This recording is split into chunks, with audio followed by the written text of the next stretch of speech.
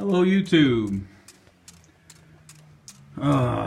Okay, so here's what's left of the shark bite fitting. Bottom half, there's the magical O-ring with some grease still on it. There's the shark bite fitting I had to turn, and I don't know if you can see it. We're going to get a little closer here.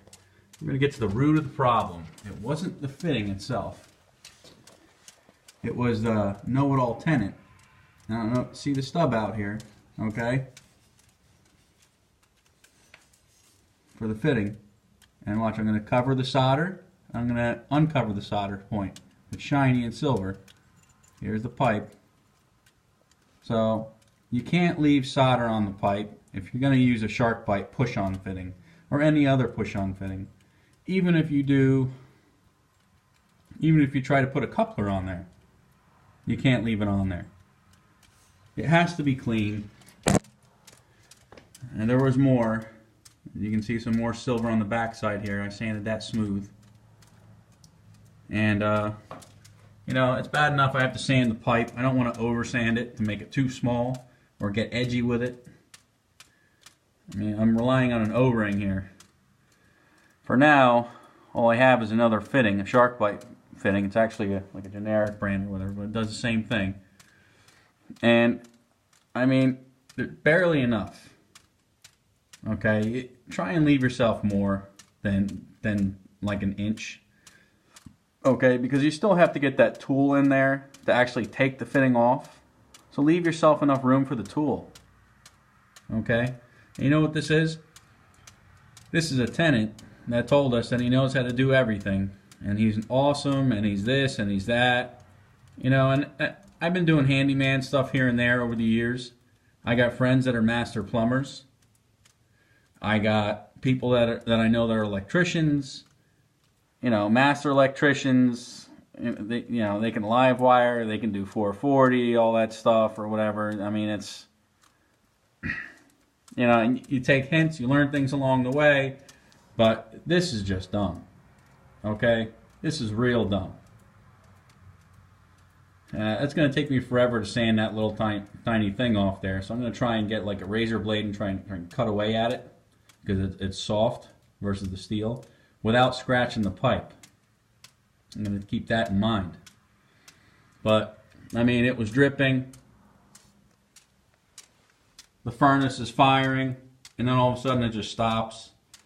Yeah, I got the Aquastat box covered with a plastic bag. You can see they did a little something fancy with the thermostat wire, making it twirly and stuff. But you know, it's going to the box. Here's the other one. It's a 2-zone system, and it got cold. And you know, when cold, you know, attacks everything, things shrink. I got this flow control valve that's leaking here, dripping off, dripping on the furnace. It's wet there, you can see. It's not so bad. Hopefully when it warms up everything will be alright, but I know that's not the actual solution to things, but I mean, I've experienced this over time here. You know, you get seals in there, O-rings, whatever, and you know, they shrink. Once you get them warmed up, they expand. So that's something I can get away with until I can go get a flow control valve. It happens to be New Year's Day, of course, and everything's closed. So, if you're going to have tenants, and they're a handyman, okay, I mean, they better be licensed. They better have all kinds of stuff if you're going to let them do this. If not, you tell them, you know, put that in the contract, okay?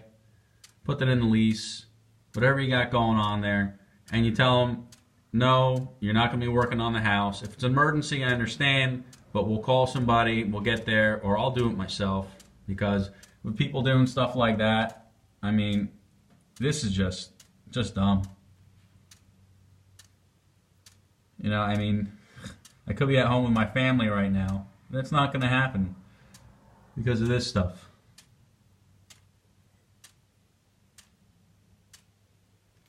By the way, got a little bit of ice in the toilet, but that's about it. And I came back up here again to check on it, and look what we got. That O-ring couldn't hold. Maybe I didn't even notice the really, really small drip, but by the time I got to it today, it was dripping pretty good. So, let professionals handle it, or do it yourself if you're responsible enough to not leave. You know, not saying that you'll be any better than your tenant, but at least you know what you touched, okay? Because while you're away and you're the landlord or property owner, you really have no idea, you know, what they're doing. I had to do this. We put a whole brand new septic system in. $20,000. You can see the cap out there. And, you know, I worked with this for now. But when necessity hits, this is all going to get changed into PVC. I had to buy that special stuff to go from ADS to PVC, of course. And it's not the all-purpose. This is the actual stuff made for going from ADS to PVC, and it's green. We got our EcoFlow control boxes here. I'd like to thank Mike Cobb. He is the man. Okay. Here's his card. Focus, focus, focus. Here we go. Mike Cobb, Premier Tech. This guy knows his stuff. I mean, there's no mistakes. There's nothing. It's just he comes in, the job gets done, and this is what you want going on right here. Okay. You live in Eastern PA or even Northeast PA. This is the guy you want to talk to. Obviously, he takes care of his area, of course. So if you're in this area, there's his number, there's his name. That's the guy. But, you know, I mean, they'll do push fittings, they'll do crimp fittings. We still got copper here, PEX, of course, ABS, PVC. I mean, looks like he was even going to be doing this right here. I mean, these are leftovers. You can hear how rigid they sound here. This is cross-linked. This is probably the type A PEX, of course. Made in Germany. You know, I found out, I mean, look at the tile here. All this guy did was take, you know, and I liked the guy. I really did. Nice guy. He really was. But with all the talking he did, and he talked himself up, he kind of talked himself into a corner here, because when push came to shove, I don't see any professionalism here. I mean, maybe he'll get better as he gets older, but, you know, there's mismatched tile all over the place. He took stuff from jobs where they had leftovers, and he was just going to throw anything, anywhere. And yeah, it's totally out of focus here, but. So, I mean, you got all this tile.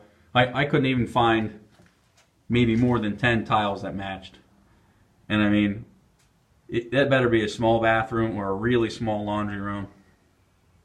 So, anyway, this video is like already 8.5, maybe almost 9 minutes long actually. Here we go.